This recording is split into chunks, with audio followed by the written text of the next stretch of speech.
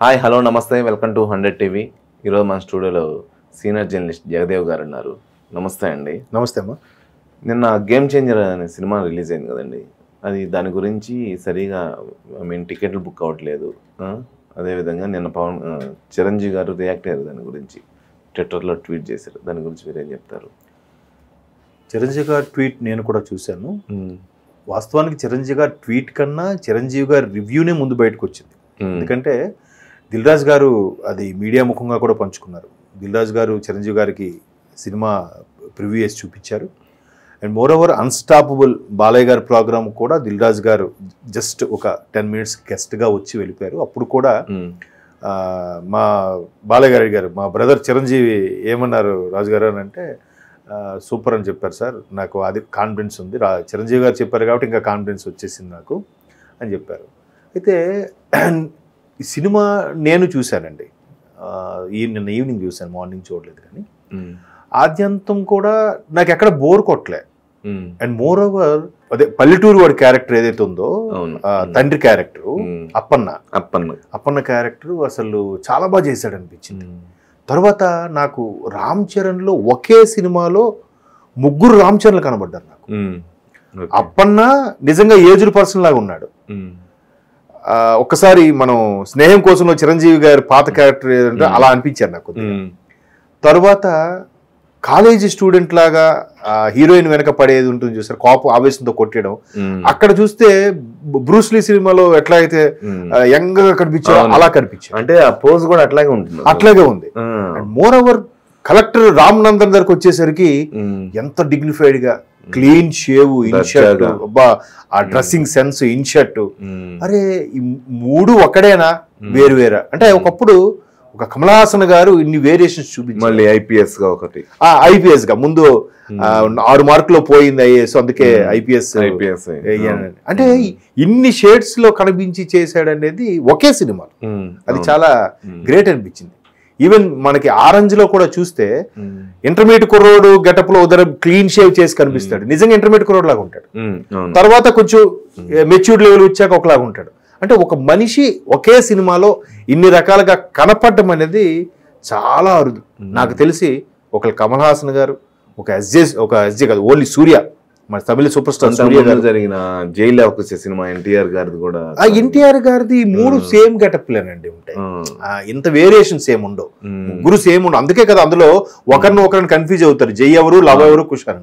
ఇక్కడ మాత్రం సూర్య గారు సన్ ఆఫ్ కృష్ణన్లో ఏదైతే వేరియేషన్స్ చూపించారో, తర్వాత అంతకుముందు కమల్ గారు ఎట్లయితే చూపించాడు కొన్ని సినిమాలు నాకు సరిగ్గా గుర్తులేవు, కానీ అట్లాగా ఇంకా చాలా మంది చేసి ఉన్నాయి. ఇప్పుడు ఎలాగైతే మహానటుడు ఎన్టీఆర్ గారు ఒకే సినిమాలో కర్ణుడికి ఒకలా కనిపించాడు, ఆయన దుర్యోధనుడికి ఒకలా కనిపించాడు, కృష్ణుడు అంటే ఇంకా సాక్షాత్తు భగవంతుడు.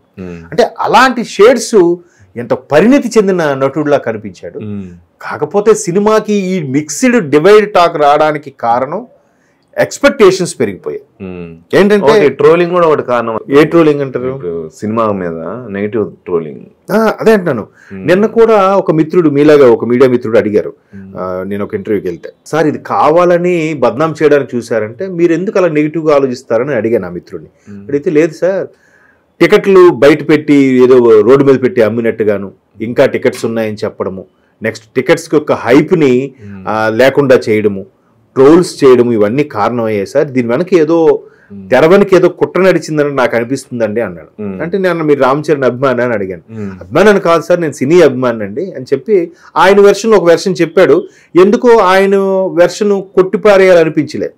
ఎక్కడో చిన్న ఏదో గ్యాంబ్లింగ్ జరిగిందా, లేదంటే ఎవరైనా సెట్టింగ్ చేసి ఇలాగ కావాలని రామ్ చరణ్ ని ఒక మెట్టు దిగజారుద్దాం చేశారా అన్నట్టు కూడా నాకు అనిపించింది. ఒక స్టార్ హీరో సినిమానే మరి ఈ రేంజ్ లో అసలు టికెట్లు కూడా బుక్ కాకుండా జరగడం అనేది అసలు ఎంతవరకు కరెక్ట్ అంటారు? అది అంటే ఇలాగే అడిగాడు ఆయన. అడిగేసరికి నాకు కరెక్ట్ ఏమో అనిపించింది. కాకపోతే హైప్, ఇప్పుడు ఆ కటౌట్, పెద్ద కటౌట్, మెగాస్టార్, తన తనయుడు అయినటువంటి మెగా పవర్ స్టార్, ఇప్పుడు గ్లోబల్ స్టార్ అన్నట్టు మెగాస్టార్, పవర్ స్టార్ కి అన్నయ్య కొడుకు, డిప్యూటీ సీఎం గారు అన్నయ్య కొడుకు, అంత ఇమేజ్ ఉండి కూడా బుక్ అవ్వకపోవడం అనేది ఏదో మ్యానిపులేషన్ జరిగిందని నాకు కూడా అనిపిస్తుంది.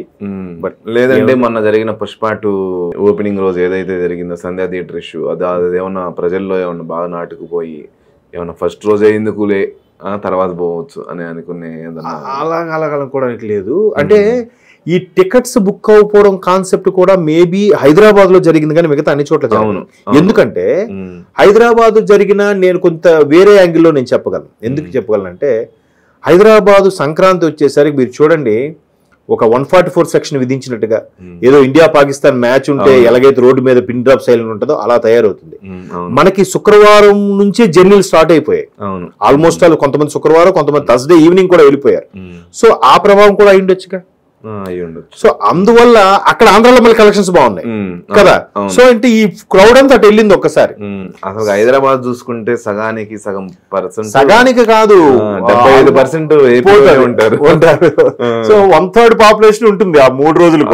మిగతా 2/3 పాపులేషన్ పక్క జిల్లాలకి వేరే రాష్ట్రాలకి వెళ్ళిపోతూ ఉంటారు. సో అలా కూడా అయ్యిండొచ్చు ఇక్కడ వరకు. కానీ అలాగా అంతా మరీ మీరు మెగాస్టార్ తనయుడుగా ఒక పవర్ స్టార్ గారు అన్నయ్య కొడుకుగా మెగా పవర్ స్టార్ ఇప్పుడు బికమ్స్ ఏ గ్లోబల్ స్టార్ పక్కన పెడితే అంత. ఇంకోటి ఏంటంటే ఈయన వివాద రహితుడు కదా. రామ్ చరణ్ ఎప్పుడు కూడా వివాదాల్లో లేడు, ఏ ఎలిగేషన్స్ లో ఉండడు. పలానా దగ్గర ఒక వెళ్ళి పబ్కి వెళ్ళాడనో, లేదంటే ఒక రెస్టారెంట్కి వెళ్ళి గొడవ చేశాడనో, లేదంటే ఎక్కడ ఇష్యూ అయి దొరికాడనో ఎప్పుడు ఎక్కడా దొరకడు ఆయన. మీరు చూడండి ఇండస్ట్రీలో చాలా అలాగుండే అంత స్టేచర్ ఉండే వ్యక్తి చాలా అరుదుగా ఉంటారు. ఆయన కూడా అదే చెప్పాడు కదా, మీ బిడ్డని మీరు ఎందుకు చూపించట్లేదంటే నేను ఇంకప్పుడే చూపించను, తన నాన్న పిలుస్తూ చూపిస్తాను అని చెప్తూ ఒక మాట చెప్పాడు. మేము చిన్నప్పటి నుంచి ఎక్కడికి వెళ్ళినా చిరంజీవి గారు అబ్బాయి, చిరంజీవి గారు అమ్మాయిని ఈ పెయిన్, ఈ భారం మా భుజాల మీద ఉండేది ఎక్కువ. చిరంజీవి గారు అబ్బాయి వచ్చాడంటే అందరూ కళ్ళు మా మీద ఉంటాయి కాబట్టి జాగ్రత్తగా ఉండాలని ఒక తెలియని భారం మేము మోసాము. ఆ నిపో కిడ్ అంటారు, అదే స్టార్స్ పిల్లలుగా. అలాగే మా అమ్మాయిని ఉండకూడదు, తన ఫ్రీగా ఉండాలి, తను నచ్చింది చేయాలి, నచ్చిన దగ్గరికి వెళ్ళాలి అనే ఉద్దేశంలో తన ఫోటో లీక్ చేయకూడదు అనుకుంటున్నాను కూడా ఒక సందర్భంలో చెప్పారు. మేబీ అంటే ఈ ఎగ్జాంపుల్ ఎందుకు చెప్పారంటే చిరంజీవి గారు తనయుడు అనేసరికి ప్రతిదీ ఆయనతో కంపేర్ చేస్తారు. చిరంజీవి సూపర్ డాన్స్ చేస్తాడు, ఈడేంటర్లుగా వేస్తున్నాడు అనేస్తారు. ఇప్పుడు ఆ మాత్రం ఆయన ఇప్పటికీ సూపర్ డాన్సర్స్ అంటే బన్నీ, ఎన్టీఆర్ పేర్లు చెప్పినా నెక్స్ట్ ఆ వరుసలో ఈయన కూడా ఉంటాడు. ఇప్పుడు టాప్ 5 డాన్సర్స్ మీరు సెట్ చేస్తే ఎన్టీఆర్, బన్నీ, రామ్ చరణ్, పునీత్ రాజ్ కుమార్, తమిళ సూపర్ స్టార్ విజయ్. అప్పట్లో అసలు మన తెలుగు ఇండస్ట్రీలో ఓన్లీ చిరంజీవి గారు. సో ఇట్లా టాప్ 5 డాన్సర్స్ లో తర్వాత ఆయన పేరేంటి కపూర్, ఆయన మొన్న సినిమా తీశారు, మన రాజన్ డీకే సీక్వెన్స్ సిరీస్ ఒకటి తీశారు, ఆయన కూడా మంచి డాన్స్. అలాగా అంటే ఇవన్నీ నేను ఎందుకు చెప్తున్నానంటే అట్లాంటి అంత మంచి స్వభావము, మంచి స్టారు, ఒదిగి ఉండే మనిషి, మెగాస్టార్ తనయుడుగా కూడా ఇప్పుడు డౌన్ టు ఎర్త్గా ఉండడం, ఇవన్నీ కూడా ఆయన మీద ఎక్స్పెక్టేషన్స్ పెరిగిపోయాయి. దీని ముందు RRR కూడా సూపర్ పెర్ఫార్మెన్స్ కదా. సో సూపర్ పెర్ఫార్మెన్స్ జనాలు కూడా ఒక ఎక్స్పెక్టేషన్తో ఎప్పుడు వెళ్ళకూడదండి. సినిమా రామ్ చరణ్ సినిమా ఎలా ఉంటుంది చూద్దామని వెళ్తే ఓకే, కానీ రామ్ చరణ్ సినిమా రా చెరగొట్టరా అనుకుని వెళ్తే ఈడి ఎక్స్పెక్టేషన్ రీచ్ అవ్వకపోతే రొటీన్ స్టోరీ రా, ఏం లేదురా, ఏవైనా అదే ఓల్డ్ వైన్ న్యూ బాటిలే, తీసే విధానం బట్టి ఉంటది. సో అప్పన్న క్యారెక్టర్ సినిమాని లేపింది.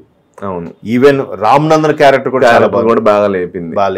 కాబట్టి అన్నే చిరంజీవి గారు ట్వీట్ చేసి కంగ్రాట్ చేసి చెప్పాను.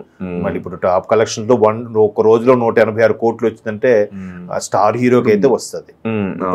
దేవర కంటే ఎక్కువ వచ్చాగా. అఫ్ కోర్స్ ప్రతిదీ పుష్పతో కంపేర్ చేయడానికి లేదు. పుష్పకు వచ్చిన వైబ్ వేరు, దీనికి వచ్చిన వైబ్ వేరు. అది పుష్ప 1 హిట్ అవ్వడం, పుష్ప 2 ఇమేజ్ వచ్చింది. అవును, దీని ముందు అట్లా ఏం లేదు. ఇది పార్ట్ 1 పార్ట్ 2 అలా హిట్ అయ్యి. ఇప్పుడు KGF 2 కూడా అంత ఇమేజ్ ఎలా వచ్చింది? Because of KGF 1. బాహుబలి 2 కూడా అంతే. బాహుబలి 1 డైరెక్ట్ గా వచ్చిన మూవీలకి ఏదిగా అంత హైప్ రాదు. సినిమా అయితే నాకు నచ్చిందండి. Okay, thank you.